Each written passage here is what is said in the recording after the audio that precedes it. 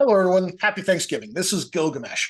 And today we're taking a look at Exodus chapter 3, verse 2. In this one, it says, Vayura malach Adonai elav balahabat esh matoch hasane vayar vahine hasane boer baesh vahasine enenu uchal. And roughly translated, this is, and he appeared, the angel of the Lord, unto him in a flame of fire in the midst of the bush. And he looked, and behold, the bush burned with fire, and the bush was not eaten. So let's take it apart here. We have here Vayira. This is he appeared. This is a nifal, which the noon has gone away and is represented by that dagesh there in the yod. This is a passive of the verb ra'ah, which is to look or to see. And when it is passive, it is to be seen or to appear. So, and he appeared. So we have our verb first. Then we have our subject, the malach Adonai. And what is a malach? Well, a malach, I actually have it open here, is a messenger. It's a messenger or an angel. They're actually not separate words. So this is the messenger of the Lord. Now, this is really interesting because in this story, it's very much the Lord that is in the bush and not a messenger. But this verse indicates that it is a messenger of the Lord that shows up there. Why is that? Well, people have debated it for a very long time. One thought is that maybe there are two traditions as to what happened here and that they've been woven together into one single story. Tell me what you think in the comments. There's not a clear answer, and there's a lot of guesswork around it. So anything goes. So the messenger of Adonai, and we have the tetragrammaton here, Yod He Vav He, or YHVH, or YHWH. They appeared unto him, Elav. We have the pronominal suffix he here. We have the preposition to, and he appeared in. We have the preposition bet here. Labat. What is Labat? Well, it's a misspelling. Yeah, we would expect this, if this were flame, to be from Lahav or Lahava, and we're missing a hey here. And you can look here over at our apparatus. We have the footnote A, and in the apparatus here, it tells us that in the Samaritan Pentateuch, this actually has the missing hey in it.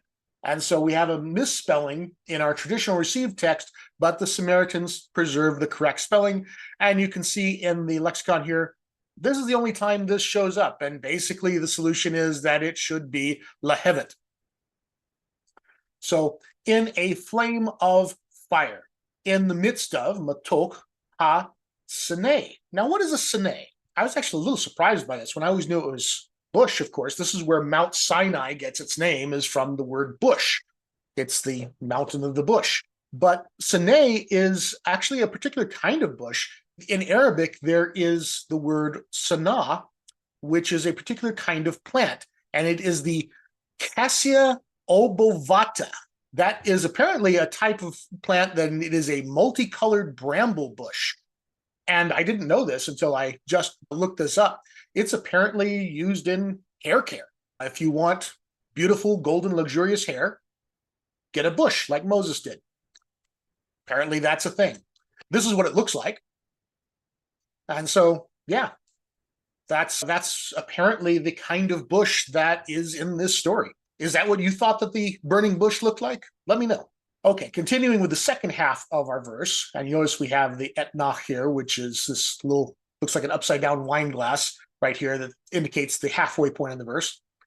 So the second half of our verse here, vayar, and he saw. So notice that it looks exactly like the nifal form up here, but this one here is the call form.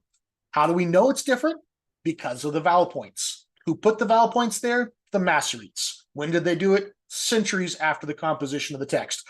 So the word for he looked and the word for he appeared look exactly the same in the original writing. We only know the difference because of the vowel points. But in context here, we know that it is the angel that is appearing, not looking, and we know that Moses here would be the subject of this one, is looking. And so we have to use context to determine what these words actually mean, or we can rely on the Masoretes, who also used context to determine what vowels to put in. So, and he looked, and behold, the sene, the bush again, same word as we had here, boer, burned, ba'esh, with fire. Second time we've had fire in here. So the bush is burning with fire. Vahasene, third time we've had this word for bush, and the bush, enenu. In is our particle of non-existence. There is not. And we have a pronominal suffix on it here, which is a third masculine singular, him. So he is not, is kind of what it means here. And then we have a verb. Our normal verb, achal, here is to eat. Well, that doesn't make a lot of sense either. And so the Masoretes, again, have fixed it for us with the vowel points here, making it uchal, which is a passive participle, to be eaten. So he was not being eaten, is what this says. The he, of course, is the bush, which is a masculine noun. So he was not being eaten. And that's our verse today. If you found this interesting, please like and subscribe. Join us over on Discord, ring the bell, do all those things, and have a great Thanksgiving. Goodbye.